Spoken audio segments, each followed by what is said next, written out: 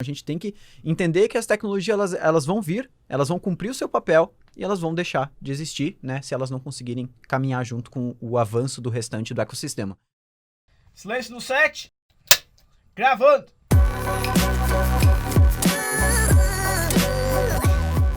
Fala, Dev, meu nome é Diego Fernandes. Mike Brito na área. João Pedro Schmitz. E hoje, Diegão, a gente vai perguntar pra você o seguinte. Cara, vale a pena estudar jQuery? Meu Deus, Maicon, o que é isso, cara? jQuery? jQuery. Não vale mais a pena. A gente, na época que eu comecei a programar, lá em 2011, jQuery era... Pá, se tu sabia jQuery, tu era o bichão, cara. Então era um diferencial.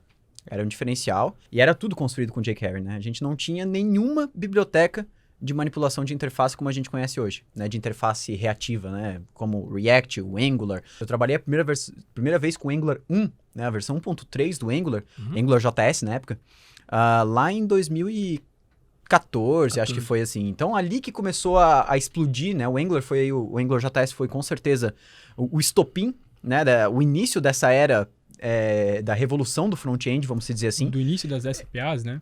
Exatamente. Antes até, tu nem dividia muito. Desenvolvedor back-end, front-end. Não existia isso. Era desenvolvedor. Porque o cara que... Porque tu chegar numa empresa e falar, não, eu sou só desenvolvedor front-end, ele ia falar, beleza, tu faz o quê? O CSS?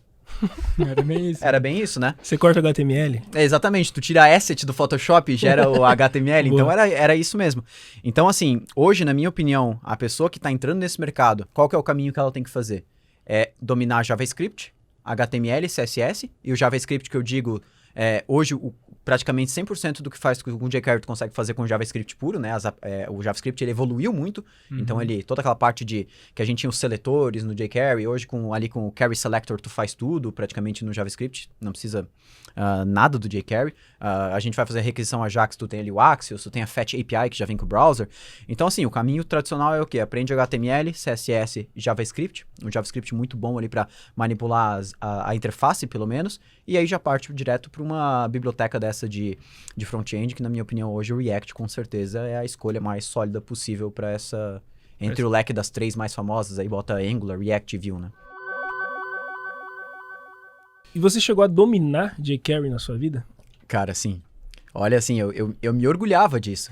E eu acho que era algo legal pra se orgulhar. Talvez daqui a 5 anos a gente fala, cara, a gente usava React. Massa, né? E é normal, a tecnologia ela evolui, e eu acho que a gente como desenvolvedor, isso é uma coisa que eu sempre tento defender, a gente não deve ser amante de tecnologia, né? A gente deve ser amante da evolução. Né? Então a gente tem que entender que as tecnologias elas vão vir, elas vão cumprir o seu papel e elas vão deixar de existir, né? Se elas não conseguirem caminhar junto com o avanço do restante do ecossistema. Então isso é algo normal, a gente tem que se acostumar com isso. E assim como aconteceu com o jQuery, vai acontecer com várias outras tecnologias. A gente espera que não aconteça tão rápido, né? Porque a gente não... muitas vezes o programador não está preparado para querer aprender uma nova tecnologia, né? Para sair da zona de conforto. Mas, cara, vai acontecer. Então, assim, eu dominei muito o jQuery. Eu estudava todas as melhores técnicas de performance do jQuery. Tinha, aquele leque de biblioteca que eu instalava junto com o jQuery. Daí tinha o jQuery UI para tu fazer date picker, para fazer... Vários plugins também, plugins, assim. Então, assim, eu realmente, cara, eu era o mestre do jQuery, assim. Eu adorava fazer animação com o jQuery, utilizar o Animate lá. Pô, era bem bacana mesmo, assim. Eu criava aqueles banners, sabe? Tipo, tudo na mão, assim. Aquele banner que ficava passando, assim, de site, de e-commerce. Então, naquela época, assim, cara, quem conseguia fazer isso na mão, que não usava um plugin, um carrossel, era o bichão mesmo, assim, do jQuery. Então, assim, eu lembro que nas primeiras vezes, quando eu comecei a aprender a jQuery, eu ficava mandando pra galera da agência que eu trabalhava, por e-mail, vários códigozinhos que eu produzia em casa. Então, eu saía 6 horas do trabalho, ia pra casa, pegava o jQuery e ia, cara. Fazia tipo assim, quando o cara redimensiona a tela, fazer um quadrado, aparecer do tamanho... Então, eu ia brincando com essas coisas do jQuery, assim, de eventos, né, e tal, pra conseguir... criar esses exemplos e mandar pra galera lá. Mas assim, com certeza eu dominei jQuery. Acho que foi a primeira lib front-end que eu dominei. Alguns problemas que o jQuery tinha, principalmente eu lembro quando eu utilizei o jQuery, que eu trabalhava com jQuery PHP, eram problemas de performance no mobile. Como que tu resolvia essa questão? Se tu tirava algum plugin, no mobile tu tratava diferente, fazia com JavaScript puro? Não sei, só dando algumas ideias aqui.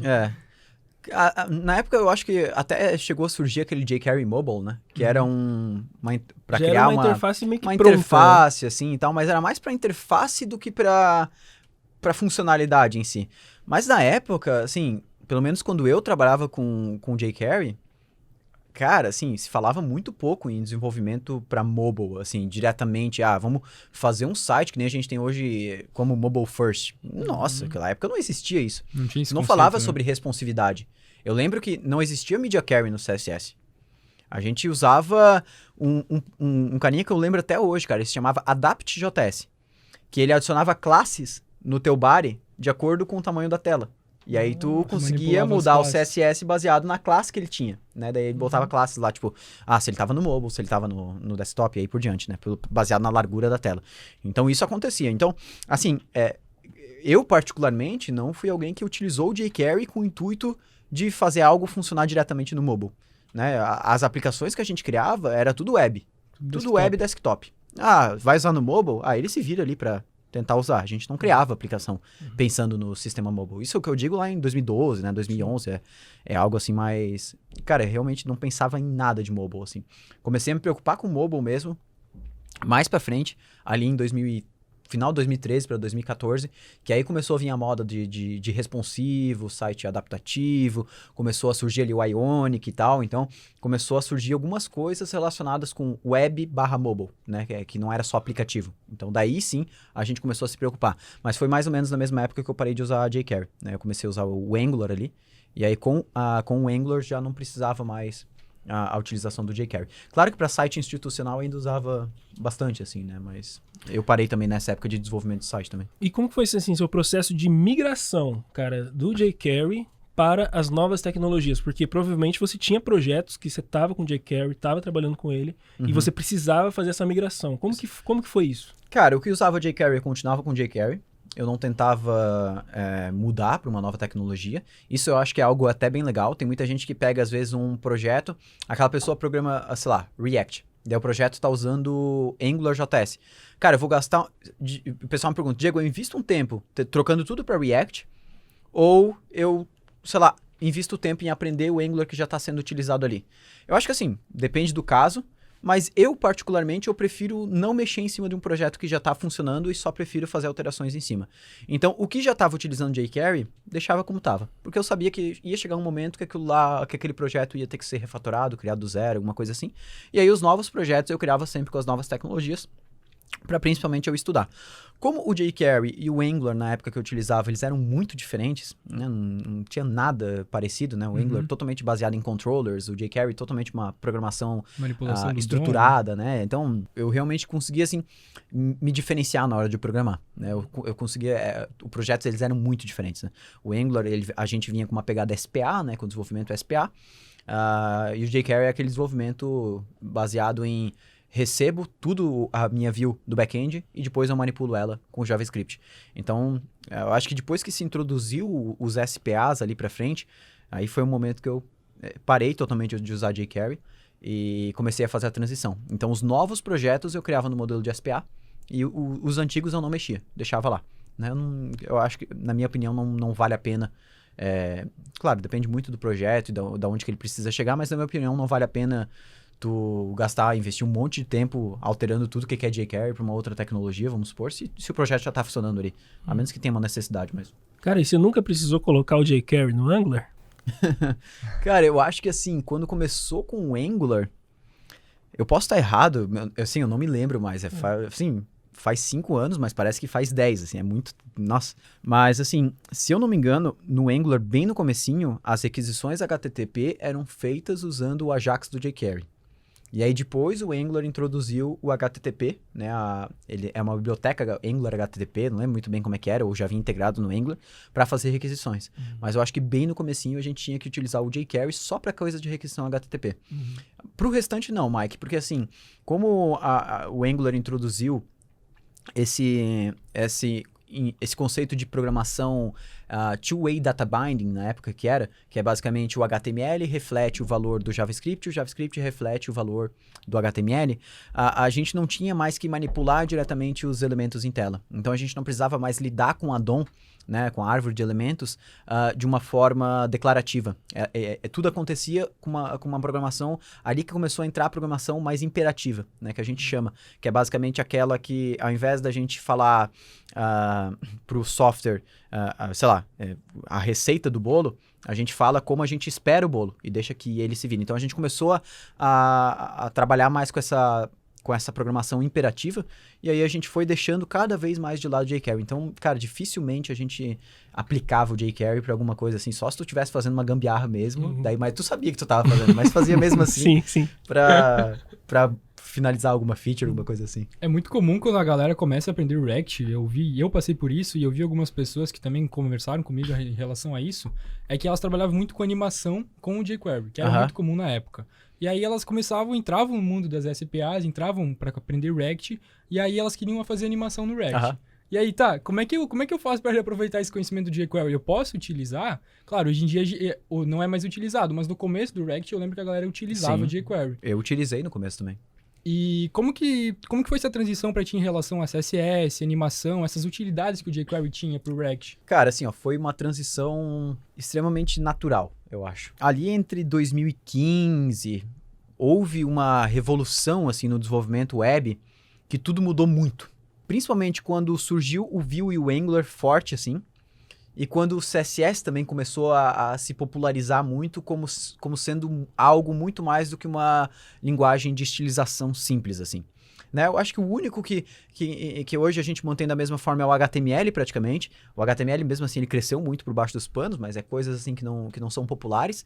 Mas, assim, o CSS hoje, com o esquema de animações que ele tem, transições, praticamente a utilidade que a gente tinha com o jQuery antigamente morreu. Né? A gente tem poucas coisas que a gente fazia de animações com o jQuery, por exemplo, que não é possível fazer com o CSS. Pouquíssimas coisas, e olha se existem ainda, né? E daí a gente tem outras bibliotecas em cima do React, né? Tem o Pose, tem o FrameMotion lá, que são bibliotecas feitas para animação dentro do React. Mas assim, eu acho que essa transição ela foi natural.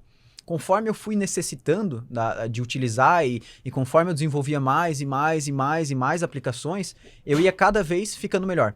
Cada vez eu ia conseguindo aprender alguma coisa nova e matando uma das funcionalidades que eu desenvolvia de uma maneira mais antiga antes.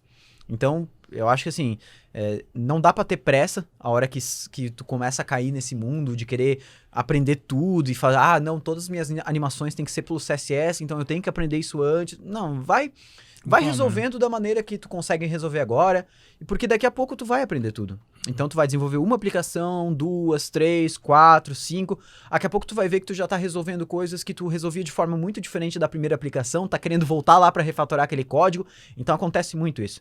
E assim, a única forma de tu se manter, vamos dizer assim, atualizado, é desenvolver todo dia.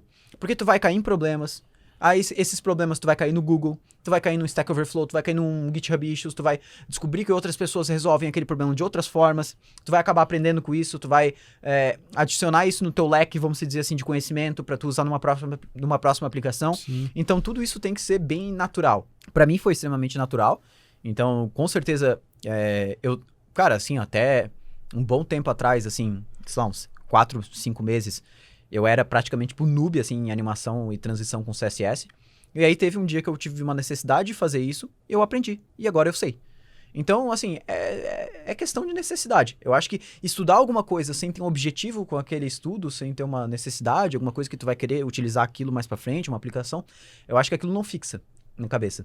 Agora, se tu tiver, tô com um problema, preciso fazer a página, preciso fazer esse quadrado aqui, aumentar de tamanho, não sei o que.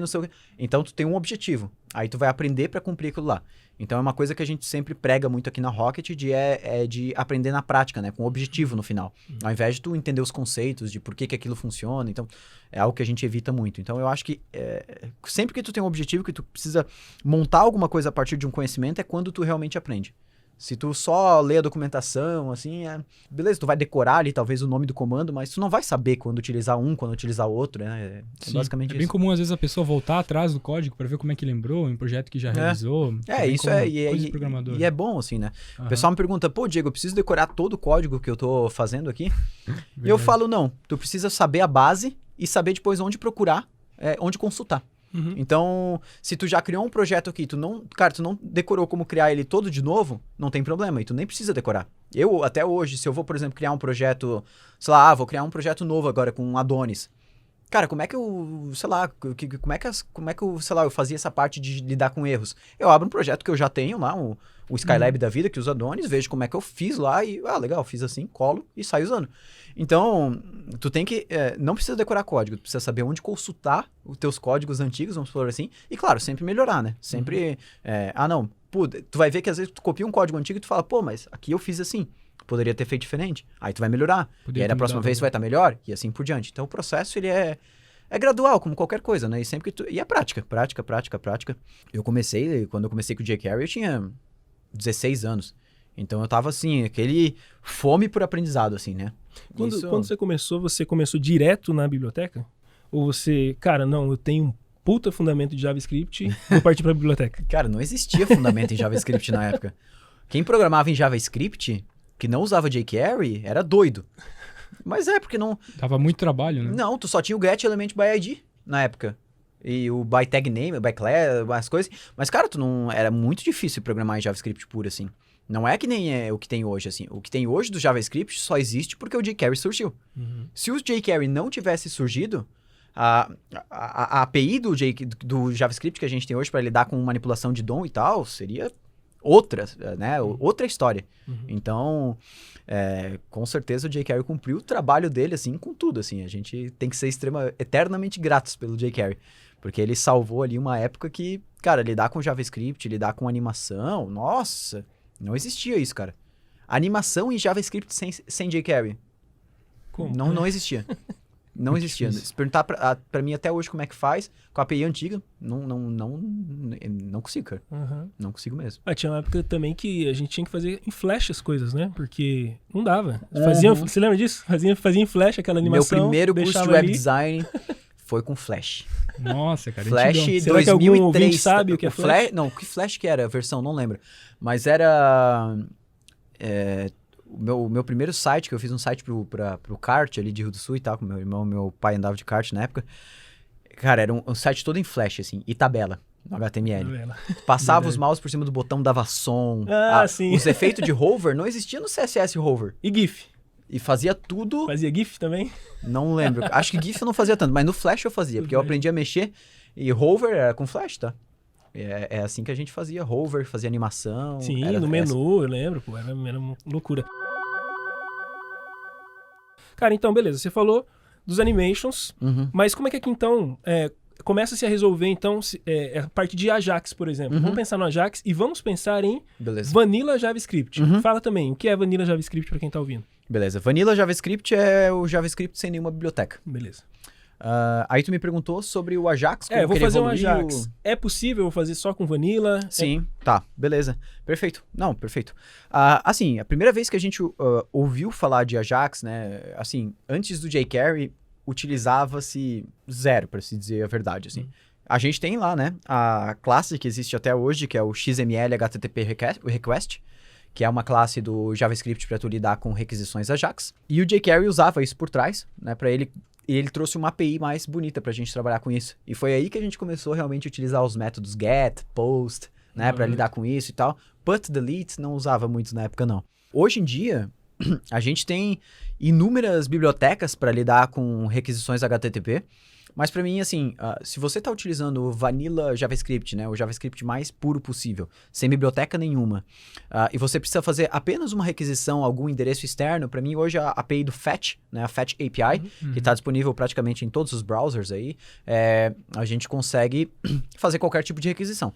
Eu acho que a Fetch API ela tem umas limitações, e eu acho que daí, no caso, para aplicações que são SPA, por exemplo, que o core da aplicação é comunicação HTTP, na minha opinião, o Axios faz um trabalho bem melhor.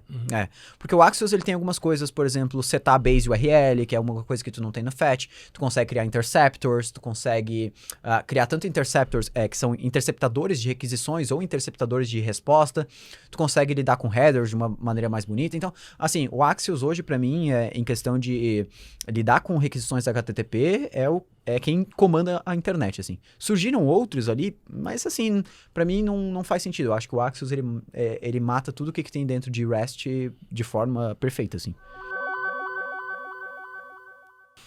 Uma outra ideia que às vezes eu percebo, a galera coloca ali a lib inteira do jQuery para poder resolver um botãozinho que ele vai clicar para voltar para o início da página. Ou para fazer o carregamento de um negocinho, ele coloca microcódigo só por causa daquele dólarzinho do jQuery. Então, quer dizer, não precisamos disso hoje. Não. Hoje, o Axios, no caso das bibliotecas que são criadas hoje, geralmente elas têm um intuito muito mais isolado, né? É difícil tu ver essas bibliotecas que nem jQuery, a não ser um React da vida, né? Que é algo assim mais resolvo problemas em várias áreas do software. Não é muito difícil. O Axios, quando tu importa, ele é uma biblioteca extremamente leve que tem um propósito muito, vamos dizer assim, enxuto. Outras bibliotecas que elas têm o propósito um pouco maior, vamos dizer assim, por exemplo, um Lodash da vida. O Lodash, que ele é eles chamam de Command Belt, né? Que é um cinto de utilidades ali, o Utility Belt, para tu ter várias formas de lidar com array, de lidar com objeto, para que matam algumas coisas que o JavaScript não tem suporte ainda, por exemplo. No Lodash, tu consegue, hoje como a gente utiliza Webpack, né? Ou qualquer outra ferramenta que converte o código, vamos dizer assim, né? A gente consegue importar apenas partes do código, isso é bem legal. Então, o Lodash, você consegue importar uma funcionalidade específica. Se aquela funcionalidade específica tiver 10 linhas de código, a tua aplicação vai importar só 10 linhas de código e não vai ter que ler a biblioteca inteira. Na época, não existia isso, né? Assim que a gente botasse um script SRC lá no nosso HTML, acabou, a gente importava a biblioteca inteira. Até a gente tinha era bem famoso na época a gente usar aqueles CDN, né, para importar a lib de um site online e tal. Então tinha aquelas coisas assim. Mas então hoje a gente já tem várias outras estratégias para conseguir lidar com esses tamanhos das bibliotecas, né? Até o React tem uma Webpack, tem uma parada bem legal que se chama Webpack Bundle Analyzer, né? O Webpack é utilizado tanto para desenvolvimento React, quem usa Create React App também está usando o Webpack por trás. Então tu pode instalar esse Webpack Bundle Analyzer e ele gera um gráfico de quais são as dependências da tua aplicação, os arquivos que estão pesando mais no tamanho do bundle, no código. E aí, às vezes, tu vê que tu tá importando uma lib, utilizando só uma função dela e tu tá importando a lib inteira. Né? Sei lá, vou dar um exemplo, datefns ou moment. Tu quer fazer uma coisa simples, um parse de uma data. E aí tu vai lá e importa a lib inteira. E aí ele vai lá, sei lá, 200 KB de código. Vamos supor, isso é loucura, mas 200 KB de código, sendo que tu poderia ter importado 3 KB porque era só uma função que tu queria. Então, tem várias estratégias hoje que tu pode fazer para analisar o tamanho do teu código. Na época lá, ninguém se preocupava com o tamanho de código, cara. A internet era muito mais lenta da que a gente tem hoje, e a única coisa que eu lembro que a gente se importava naquela época era imagem. Tu fazia um JPG com 40% de qualidade, assim, e cuidava para não ficar tudo borrado, assim, porque era o que pesava muito, assim, né? Mas o resto de script a gente não se preocupava, né? Porque o script ele carregava às vezes até depois da tela e tal, então... Não, é engraçado que hoje a gente tem esse overthinking, né? A gente se preocupa hoje com a performance minúscula, com uma puta internet rápida, nem precisava disso, né? Não, exatamente isso aí, cara. Tem muita gente que às vezes vem tirar dúvida comigo, Diego, como é que eu deixo minha aplicação mais performática? E eu falo, tá, mas... Aonde que tu tá sofrendo? Aonde que tá lento? Não tá lento, mas eu quero deixar ela mais rápida. Tá, mas...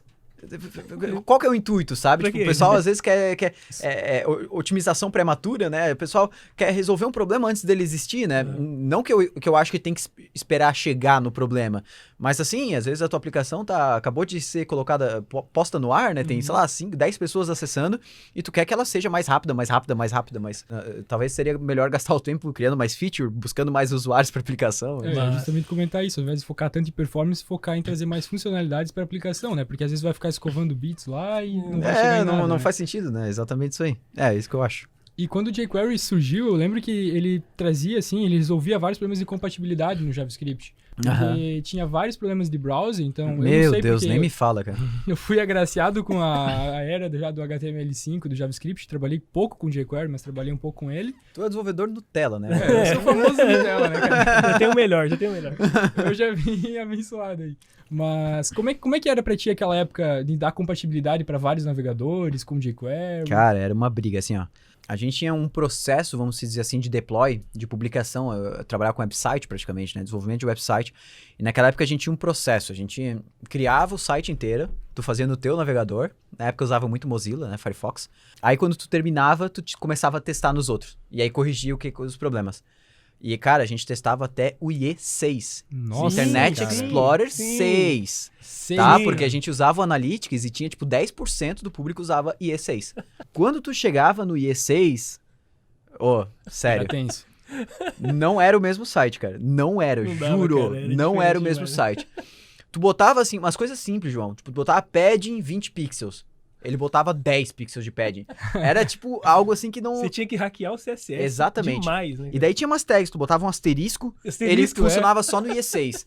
Tu botava uma barra com uma outra barra e funcionava no IE8. Então tu ia botando um monte... Cara, o CSS ele ficava muito louco, assim. Não tinha essa separação de CSS. A gente usava um arquivo de CSS pra tudo, cara. Style.css. Tudo. E aí tu tinha que ficar lidando com esses hacks, né? A gente chamava de hack. Pra conseguir hackear as regras de CSS entre cada navegador. Cara, e era um trabalhão. A gente gastava mais tempo hackeando do que desenvolvendo o site em si. Até um dia, eu lembro até hoje, a gente conseguiu ali no Analytics, no avanço dos browsers, chegar com o IE6 a menos de 5% de uso. Aí eu consegui convencer lá o chefe lá na época a não utilizar mais isso. A gente não utilizou mais IE6. Aquela época lá foi o primeiro comemoração assim, de desenvolvedor. Aí conseguimos logo tirar o IE7. Eu acho que o IE8, na época, ele ficou um bom tempo, assim, ainda. Uhum. Mas o IE7 e o IE6 a gente tirou, assim, até ali 2013, saiu por completamente. E daí pra frente, a gente meio que se preocupava só com o Firefox e o IE9, assim, que nem não dava tanta diferença. Tinha dava umas quebradas, assim, às vezes. Mas às vezes, na maioria das vezes, era mais erro do desenvolvedor mesmo, que botava uma parada ali que não era pra colocar. Mas, cara, foi isso aí. A gente... na época, lidar com essa incompatibilidade de browsers era bem difícil. E não existia incompatibilidade também só no CSS, era no JavaScript também existia. Também, né? Mas daí o jQuery resolvia a maioria das incompatibilidades, né? Por isso que por isso que eu digo, trabalhar com vanilla JavaScript na época, assim, é coisa de doido, assim. Eu acho que não existia e não tinha motivo pra existir. Uhum. Porque o jQuery era o JavaScript. Uhum. A pessoa não trabalhava com JavaScript sem trabalhar com jQuery. Fazia umas pequenas coisas lá dentro com JavaScript, mas era jQuery praticamente para manipular o DOM exatamente, completamente. pra tudo, pra cara. tudo. Então não existia assim. As vagas, né, era pra quem soubesse jQuery, não era pra quem Exatamente. sabia JavaScript. E, cara, era... Né? Mas, assim, ficava um códigozão também. Não existia muito esse negócio de... Não existia, na verdade, importação, né, de arquivo. Então, não importava um arquivo dentro do outro JavaScript. Não existia isso. Existiu depois veio o carinha chamado Require.js, acho que foi. JS. Que foi pra AMD. conseguir AMD, exatamente. Daí veio daí começou a vir CommonJS, começou a surgir esses esquemas de lidar com múltiplos arquivos e tal. Mas lá na época também era um arquivo só, ou no máximo tu dividia por funcionalidade, assim, né? Um banner.js tu importar. Daí ficava 10, 12 scripts no final do teu index.html lá pra importar tudo no final, assim. Uhum. E aí começou, depois, aí foi, né? Veio Grant, Goop, aí tem Pronto, build-up aí pra não, falar assim. podcast, E, cara, e pra... aí que vem essa questão, né? Voltando aí ao principal de tudo. Com tanta coisa moderna, com JavaScript evoluindo, CSS evoluindo, jQuery morreu? Morreu, com certeza. Mas ele morreu, mas é tipo Mamonas Assassinas, assim, que todo morreu mundo- vangloriado, Ok, que, tipo, todo mundo fala bem, né? Assim, a pessoa que fala mal de jQuery hoje, os caras, assim, não... Tá não... cuspindo no prato que comeu. Exatamente, porque se não fosse o jQuery, a web não tava da maneira que ela tá hoje. Então a gente tem, tipo, long live jQuery, assim, respeito total, sabe? Ok. Mas, assim, iniciar um projeto de jQuery hoje... Não, daí tu pode se atestar maluco porque não faz sentido nenhum, assim. Claro, dá suporte a um projeto, um time que tá usando jQuery. Beleza, eu acho que tranquilo, assim. Mas iniciar um projeto com jQuery hoje, eu acho que não faz sentido. Não precisa, né? Meu Jesus, não tem, assim, não tem condições.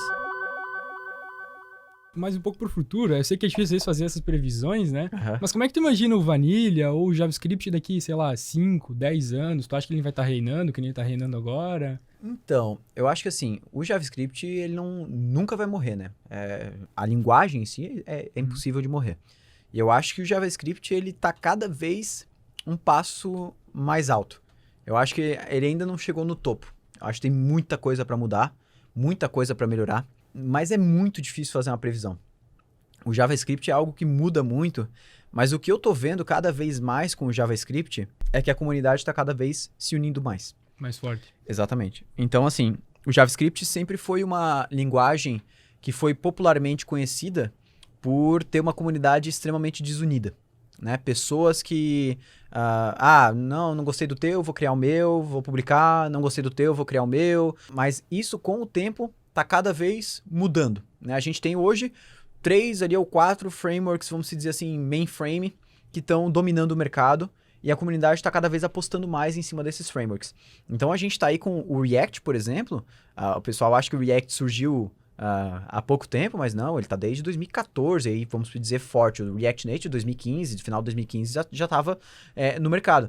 Então a gente está aí já indo para o 5º ano, né, de React Native, 6º ano de React. Então as coisas elas estão durando mais. Porque o jQuery, se tu for ver, ele ficou popularizado mesmo durante mais ou menos esse tempo. 5 anos, 6 anos. Não quer dizer que quando der 5, 6 anos o React vai morrer. Eu acho que não. Por isso que eu acho que tá mudando. Eu acho que o React ainda vai durar muito mais tempo. O Angular, o Vue, muito mais tempo do que vamos dizer, muito mais tempo se inovando. Uhum. O jQuery, o problema ali é que não tinha mais para onde correr, não tinha como se inovar se não criasse algo totalmente novo. Eu acho que a comunidade ela tá se unindo mais, trabalhando em cima do mesmo propósito. Na época, existia muito pouco acesso dos programadores em saber para onde que o jQuery estava caminhando. Existia pouquíssimo acesso de saber para onde que o JavaScript estava caminhando. A gente não tinha acesso aos TC lá que a gente tem hoje, lá os changelogs do JavaScript, para onde que o ECMAScript estava caminhando e tal. Então, era muito pouco isso. Na época, a gente ficava meio que à mercê de ficar esperando os navegadores liberarem as funcionalidades pra gente. Aí até a funcionalidade sair em todos os navegadores. Hoje é muito mais rápido, né? Saiu uma funcionalidade no JavaScript aqui, o Chrome já tá atualizado. O Firefox também, né? Bota aí o Brave, Opera e tal. Safari, melhor não comentar, né, Mike? Sei lá, no Safari, o Internet Explorer, eu acho que... O Edge acho que também. o pessoal também acho que de até boa. o Edge agora ele acabou mudando, então tá rodando a base do Chrome agora, se eu não me engano. Então... ele tá usando uma... eu acho que não sei se já tá assim, mas é pra tá. É pra Bacana. Então assim, a época que a gente vive hoje, da questão de avanço, assim, ela é muito mais rápida, né? Mas ao mesmo tempo que o avanço ele é muito rápido, eu vejo também essas bibliotecas, esses frameworks que estão assim, em destaque, eles também avançam muito rápido. Então a gente teve aí, tipo, o React com essa entrada dos React Hooks e tudo mais. Então é algo que tá mudando muito rápido, né? A gente vê essas alterações acontecendo diferente do como a gente via lá na época do jQuery, né? Que o jQuery ele não avançava, ele meio que criou uma lib e foi aquilo pro resto da vida. Era difícil, assim, sair feature nova pro jQuery. Então, mas assim, é muito difícil fazer uma previsão. Eu não conseguiria dizer. Eu acho que, assim, pelo menos durante mais uns 5 anos a gente vai ver o que a gente tem hoje muito forte ainda. React e tal, eu ainda acho que isso aí vai durar por no mínimo 5 anos. Agora, assim, 10 anos, se tu for ver... quando tu fala 10 anos, eu penso onde que eu tava 10 anos atrás. Caramba. E 10 É uma 10 outra anos vida, atrás cara. eu não tinha começado a programar. Aham. Olha isso. Então, pra mim, assim, não é impossível. É impossível, não dá pra dizer nada daqui a 10 anos. É muito tempo. Exatamente. Então, a nossa visão de tempo, às vezes, ela é diferente, né? Eu fico imaginando, 10 anos eu já tava usando... Eu fico... Não, 10 anos eu não tava nem programando. Não tava usando nem programa. Então, assim, é muito difícil fazer uma previsão. Essa foi a conclusão, então, Diegão. Parece que, então, jQuery faleceu, galera. jQuery, né? jQuery é jQuery. linguagem popular. jQuery. Popular. Pro pessoal sacar, né? jQuery. Parece que, então, é isso aí. Mas valeu a pena, né? Valeu. Reinou, ensinou, construiu. Não, como eu falei, se o jQuery não tivesse surgido, eu acho que talvez não tivesse desencadeado no surgimento dessas bibliotecas como React, Angular e tudo mais. Porque geralmente isso surge a partir de um problema, né? Então se o jQuery não tivesse causado um problema, não teria surgido uma nova... algo em cima, né? Mas ele resolveu um problema, causou outro, resolveu outro, e assim vai. Assim as tecnologias vão evoluindo. Mas eu acho que é isso aí. Bacana. Tem mais alguma coisa aí pra gente entrar? Era isso aí. Fechou? Cara. Era isso aí. jQuery is dead? Is dead. Oh, man. Não, então eu acho que, pessoal, hashtag pra esse episódio aí, quem estiver assistindo, colocar aí nos comentários. Vida longa jQuery. Como assim? Vida longa ao Jay Carey. Melhor- Vida longa ao Jay Carey. Melhor hashtag. Hashtag vida longa ao Jay Carey. Quem tiver oportunidade de colocar aí. É só pra quem entender também, Não, pra quem pra quem assistir, entrar- porque senão o exatamente. pessoal só vai ler a hashtag e vai falar, ué, Ué, que os movimento caras... é esse, cara? Jay Carey Você vai ficar voltou? confuso. Voltou, cara. Outra... Vai combater com react Já de imaginou? frente, cara. Já imaginou? Jay Carey Mobile voltou com tudo. J.K. SPA. Caramba. Fechou então, galera. É isso aí. É isso aí. Show de bola. Meu nome é Diego Fernandes. Mike Brito na área. João Pedro Schmitz. E é isso aí.